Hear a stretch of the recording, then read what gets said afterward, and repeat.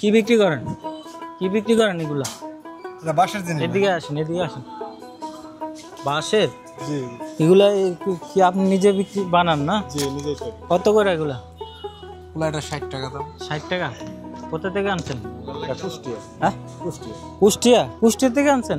আপনি এই এলাকায় থাকেন? জি, লাকসামে থাকেন? এটা বাগমারায় থাকে। বাগমারা থাকেন না? এটা এটা কিটা? এটা ডিমের জন্য, ফল-টল ফল টল রাখার জন্য না? আচ্ছা আচ্ছা, এটা পোষায় আপনি বিক্রি করে? আর ভাই এটা আমাদের বংশগত পেশা।